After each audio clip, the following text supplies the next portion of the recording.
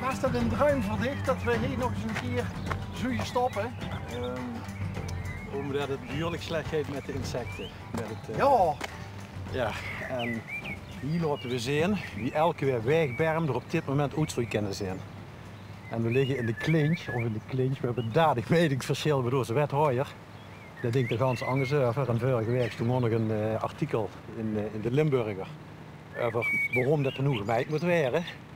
Nou, ik deel die mening dus totaal niet. Hè. Ik bedoel, als je een beetje bekend bent met de cyclus van insecten, dan begint met een eiken, dan krijg je een larve, dan krijg je de pop en dan krijg je het imago. En zo'n cyclus dat duurt altijd een jaar. Dus op welk moment dat je ook gaat smijden, je gaat altijd ingrijpen in die cyclus? In de cyclus van een bepaalde soort. Hè? Dus, en als de wet, ja, dit doen we met de imkervereniging. En als er een wet staat er 358 soorten wildbieren zijn, waarvan de helft op de rode lijst staat, ja, dan moeten we ons ernstig zorgen gaan maken. En ik vroeg gisteren nog aan een collega van mij, ik zeg, hoeveel vlinders heb je dit jaar gezien? Nou, nu begint Stig ook nog te denken. Buxusmotten. Ja, oké, dat is ook een vlinder. Maar, nee, weinig. Nee, bijna niks. Het is gewoon echt slecht. En als we dan naar mijn beheer kijken, dus de studiegroep Leuden, het IVN, die hebben ook aanbevelingen gedaan aan de gemeente. Hè. Mij maximaal 50 centimeter. Dus dat is want ik moet je net al tegen dich zeggen, van, maar doe best wel een berm met maaien, maar doe... Ja, tot 50 centimeter. Dat is ook, kijk, dat die twee auto's kunnen komen en die kunnen royaal passeren. En die zien dat er geen obstakels zijn, dat is zat. Maar dat hoeft niet een complete berm te maaien. Ja. Wie de gemeente gemaaid heeft, dat is leuk. Bij de Bavenschool komt je 1 keer per jaar op excursie bij de imker. Ja. En dan beginnen we altijd aan deze kant en dan gaan we de bloempjes stellen. Nou, nu steekt hij toevallig 1000 blad. Maar meestal steekt hij niks, want de gemeente, mijn tutor, nu tot 30 centimeter staan. En de boer, als er het gras maait met goede bedoelingen, die maait is normaal ook met. En dan gaan we naar de andere kant en dan zeg ik, kom om hier soorten te tellen. Ja. Dit is wat we nodig hebben, hè. Dus, Och, het had niet voor niks een idylle. ja. Het is een idee van de Vlinderstichting. Die zijn er ooit eens met begos. Ja. En ik was imker en ja, ik woonde ver.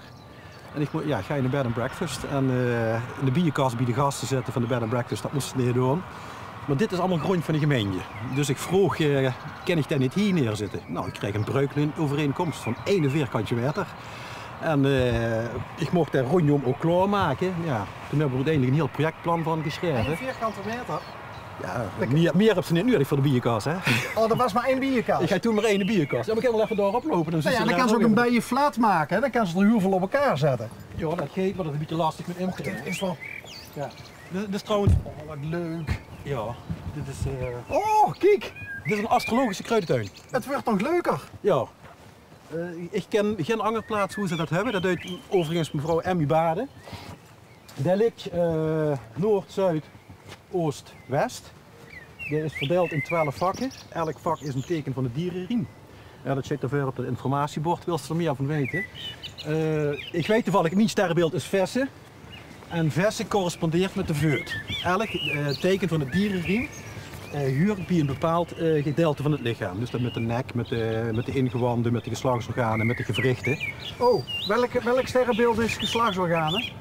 Dat weet ik goed, ik op. Steek op een beurtje, moeten we dadelijk even kijken. Als ze dat echt wel eens weten. Hebben ze daar problemen met, dan vindt ze in dat vak ook die kruiden die bij dat sterrenbeeld, dus ook bij dat stukje van het lichaam huren. Dus zie je, dit is Vessen, dat is veut. Ram is de kop, hè, dat begint hier. En ja, die mevrouw is er beurtjes bij aan het zitten. De verzand wordt hier rood. Maar dat is leuk, hier komen mensen langs en die zijn dan aan het fietsen. En die hebben dan een 24 mensen per dag in het weekend zijn die lopen. Dus ik ga gewoon de om zich te tellen. Vrij toegankelijk. Ja, dat is gewoon openbaar. Dat is grond van de gemeente. Dus. En die rondom hebben het plan om een groentetuin neer te zetten. Met het bedoel dat mensen ook de groenten gaan jatten. Zo van, dat maken we openbaar. Ja, we hebben geen water hier. En dat is dus niet geworden. Dus we hebben hier nu in die 4 kwarten. We hebben een paar verschillende soorten mengsels, vaste mengsels. En dat is een beetje in de showroom. Ik ben ook teler van zaden van de wilde inheemse bloemen. Dus we telen dat professioneel zelf. Ja. Of hobbymatig? Nee, professioneel. Ik ben docent Nederlands, praktijkdocent groen. En dit doe ik dat ook. Ja. Dus de teels eigenlijk de zaden voor dit soort... Ja, niet allemaal, een 11 soorten op dit moment. Maar ja, het moet ergens vandaan komen. Hè?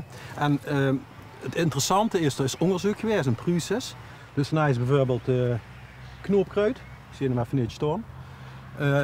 Pruses, 10 regio's. Ja. Hij is verzameld en dan hebben ze in elke regio A die 10 soorten gezet. In regio B ook en zo verder. En toen gingen ze kijken en wat blijkt nu, de insecten uit regio A hebben de voorkeur voor de inheemse bloemen uit regio A. Die herkennen de genetische samenstelling. En wat nu heel druk gebeurt, dat mensen bij zo'n goedkoop busje halen, bloemen mengsel, want dat is goed voor de bijen. Maar dan hebben ze druk geïmporteerd materiaal uit Oekraïne of weet ik veel hoe van. En dan ben ze eigenlijk met genetische vervuiling bezig. En wij telen exclusief voor Kruidhoek, dat is een bedrijf in Friesland. En die zitten heel sterk in op het behouden van het inheems genetisch eigen materiaal. En die gewoon ook met toestemming van grondeigenaren, gewoon die bijvoorbeeld ergens een theelepeltje zout holen. Ja. Die maken er een iets grotere teelt van. En dan krijgen wij dat weer.